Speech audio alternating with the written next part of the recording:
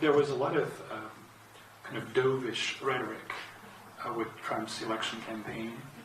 President Trump said that he wants peace. He wants to stop all these wars, get out of all these wars.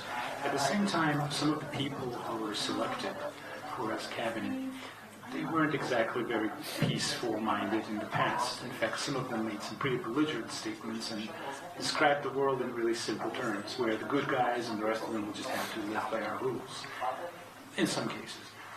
What does that mean for situations like, for example, China and Taiwan? How can peace be achieved there, given that we now see some reports from the Chinese military saying we should be ready to take it by force by 2027. Also, there are some prospects of economic collision, raising tariffs on Chinese products, and also de-dollarization. Future President Trump said that he's not going to allow any countries that want to get rid of the dollar to do business with the United States. So on the one hand, we have promises of peace. On the other, we have some statements that clearly indicate the prospect of escalation. How do you see this unfold? Yeah. Thank you. Again, as I mentioned, there are three zones to keep distinct. One is Ukraine, where I do think Trump will move towards some kind of resolution quickly. The Middle East, which I've just explained, which is that I don't know. I know what should be done, but I don't know what they're really going to do.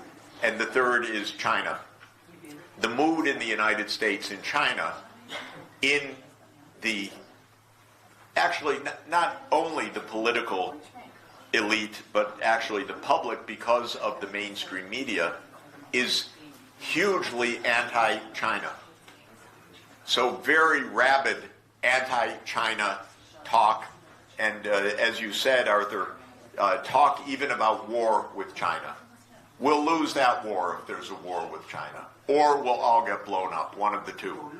But we will not win that war with China. So I don't know what they're talking about. My view is, God forbid, that there is such a war, but the rhetoric is there. Now, none of this proves anything. President Nixon would have been considered the last one to go to China, as he did in 1972, to meet with Mao Zedong and to reestablish relations between the U.S. and the People's Republic of China. And we say as a slogan that maybe it takes a Nixon to go to China. In other words, someone who is so gung-ho that they can't be questioned about their motives because they're known to be anti-China, but still they make a peace, so you can kind of believe it. Maybe that's what's on Trump's mind. Trump is in his self-image, a deal maker. And the way he likes to make deals is to put on pressure on others, push them into a corner, and then say, okay, I won't kill you if you agree to this. So his approach is a tough guy approach. And he's a New York real estate builder. So he's talking to unions, and he's talking to pipe fitters and suppliers, and it's all tough stuff. I'm not going to pay you for that cruddy job, and so on. That's Trump. He grew up in New York real estate. Even tougher than geopolitics. So the question is this just a pose? Is this just a game? What does he really believe? If I had to guess, but it's just a guess, I don't think Trump wants a war. It's interesting, he was the only president that didn't create a new war during his first term. He didn't make peace, by the way, but he didn't create a new war. You get a lot of credit in the United States for not starting a new war. Obama started several, Bush started several, Clinton started several. They all start wars. Trump's the only one that did, and Trump is the only one that didn't start a war. And he is one who speaks about peace more than any of the other politicians.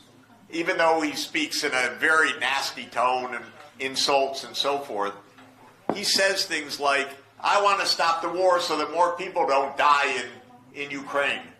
Biden never said that. You're not supposed to mention people dying. This is, this is a game against Russia. Don't mention dying. But Trump actually talks about people dying. Good for him.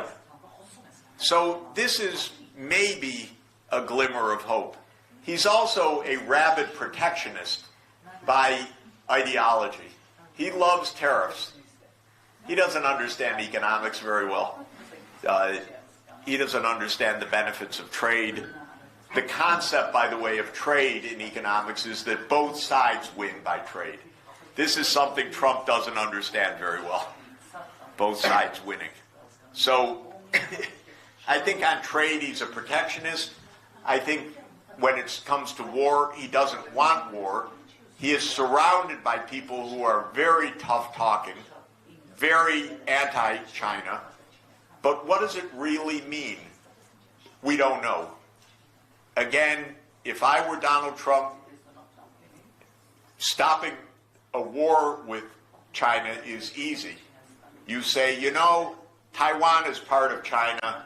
They better behave because we're not going to save them. If he just says that sentence, that gives 4 years of peace with China. So this is really, China will absorb the trade wars and everything else, but they will not tolerate the U.S. intervening in Taiwan and threatening secession of Taiwan. That is absolutely a cause of war. And so this is where I think if he gets it right, he can do something very positive.